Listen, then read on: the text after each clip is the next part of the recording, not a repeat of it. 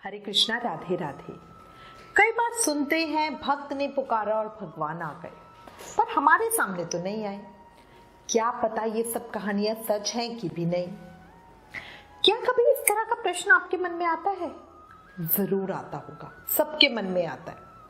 पर उस प्रश्न के साथ अपने मन से एक और प्रश्न करो। क्या हमारा भाव, हमारा प्रेम, हमारी आस्था भी उतनी ही उच्च कोटि की थी जैसे उन भक्तों की थी? बहुत सारे लोग कहेंगे हमारी तो है, पर एक बात और बताओ, ये फैसला कैसे हो कि आपकी और उन भक्तों की आस्था भाव एक जैसा है? विचार करो। एक बहुत सुंदर कहानी बताती हूँ, भगवान भक्तों के लिए क्या कर जाते हैं। बहुत समय पहले की बात है। किसी नगर में एक राजा का राज्य था। राजा को अपने यश वैभव का बहुत घमंड था। राजा ने एक बहुत सुंदर भगवान कृष्ण का मंदिर बनवाया और वहां श्री बांके बिहारी जी की एक प्रतिमा स्थापित करवाई। उस मंदिर में पूजा आदि व्यवस्था के लिए एक पुजारी को नियुक्त किया गया। वो पुजारी जी बड़े भाव से बिहारी जी की सेवा करते, बड़े प्रेम और नियम के साथ भगवान की पूजा अर्चना करते। सेवा टहल करते हुए पुजारी जी अपनी उम्र के अंतिम पड़ाव पर थे, जहां वो बिहारी जी से कहते, बस प्रभु जल्दी अपने पास बुला लो। राजा का एक नियम था, वो रोज अपने शाही बाग के फूलों से बनी एक माला सेवक के हाथ से मंदिर भेजा करते थे। पुजारी जी वह माला बिहारी जी को धारण करवा देते थे। जब राजा दर्शन करने मंदिर आते तो पुजारी जी वो माला बिहारी जी के गले से उतारकर राजा को पहना देते। ये रोज का नियम था। एक दिन राजा को कहीं जाना पड़ा, जिस वजह से उन्हें पता था कि वो मंदिर नहीं जा पाएंगे। यही सोचकर उन्होंने सेवक से कहा, माला लेकर मंदिर जाओ और पुजारी से कहना आज मैं नहीं आ पाऊंगा। सेवक ने जाकर माला पुजारी जी को दे दी और बोला, आज महाराज का इंतजार ना करे। ये कह के सेवक वापस आ गया। पुजारी जी ने वो सुंदर फूलों की माला बिहारी जी को पहना दी। फिर पुजारी जी ने विचार किया, आज तक तो मैं अपने बिहारी जी की चढ़ी माला राजा को पहनाता रहा, कभी ये सौभाग्य मुझे नहीं मिला। जीवन का कोई भरोसा नहीं कब टूट जाए। आज मेरे प्रभु ने मुझ पर बड़ी कृपा करी है। राजा आज आएंगे नहीं तो क्यों ना बिहारी जी की ये प्रसादी माला मैं ही पहन लूं। ये सोचकर पुजारी जी ने बिहारी जी के गले से माला उतारकर स्वयं पहन ली।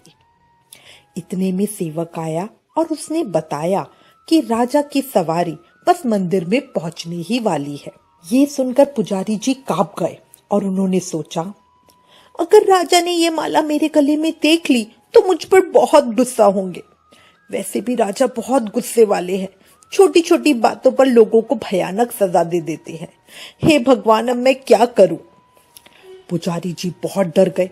उनकी समझ ने काम करना ही बंद कर दिया। उन्हें कुछ समझ ही नहीं आ रहा था वो क्या करे।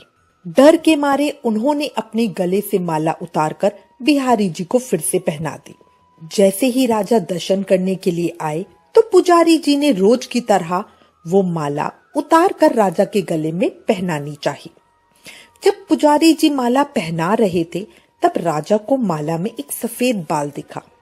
राजा बाल देखते ही सारा माजरा समझ गया। जरूर इस पुजारी ने माला स्वयं पहन ली होगी और अब मुझे देखकर वापस माला भगवान के गले में डाल दी होगी। राजा को बहुत गुस्सा आ गया। राजा सोचने लगा, ये पुजारी तो बहुत दुष्ट है, ऐसा छल करता है। राजा ने पुजारी जी से पूछा, पुजारी ये सफेद बाल किसका है?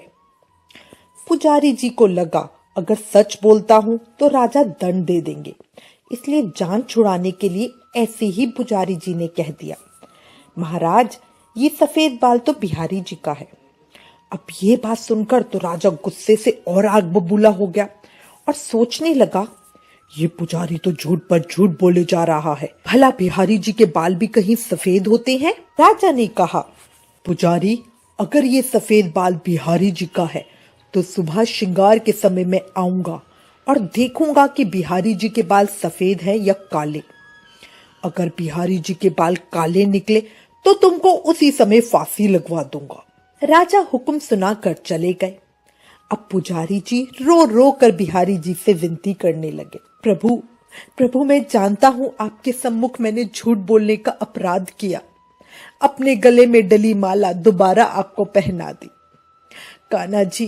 कान्हा जी आपकी सेवा करते करते मैं वृद्ध हो गया हूँ। ठाकुर जी, आपको तो पता है ना, मुझे हमेशा से यही लालसा थी, कभी आपको चढ़ी माला पहनने का सौभाग्य मुझे भी मिले। बस कान्हा जी, ये सब इसी लोभ में हो गया। मैंने अपराध किया है कान्हा जी, मैंने अपराध किया है और इसकी सजा मुझे मिलनी ही चाहिए। पर आप खुद सोचो बिहारी जी, राजा सबके सामने मुझे फांसी चढ़ाएगा तो लोगों को कभी पुजारी पर विश्वास नहीं होगा। हे मेरे नाथ, ऐसा तो मत होने दो। क्या करूं कान्हा जी, कुछ तो बताओ, कुछ तो बताओ। मेरी तो बुद्धि ही बंद हो गई है। मुझे अब बस आपका ही सहारा है। चलो वैसे ठीक भी है, कल अगर राजा मुझे सजा देता है तो वे मैं आपकी दी हुई सजा समझकर स्वीकार करूंगा स्वीकार प्रभु, कर लूंगा स्वीकार। वैसे तो देखो ये बात सही भी है। कान्हा जी, पहली बार लोभ हुआ और ऐसी भारी विपत्ति आ पड़ी। मेरे नाथ, आप ही तो हो जिन्होंने मुझे इतने सालों से बचा कर रखा। अब जाने क्यों ये लालसा मेरे मन में भर दी।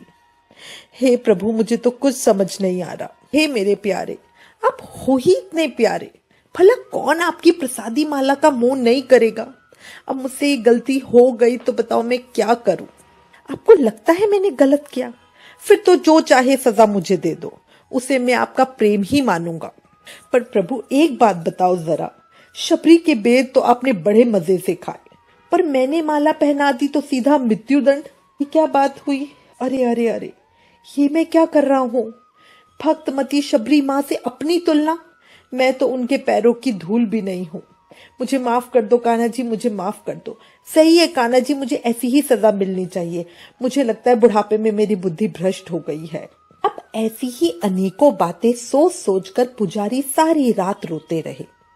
सुबह होते ही राजा मंदिर में आ गए। राजा बोले, आज मैं स्वयं प्रभु का श्रृंगार करूंगा। पुजारी भला क्या कहते। राजा ने जैसे ही मुकुट हटाया तो हैरान रह गया।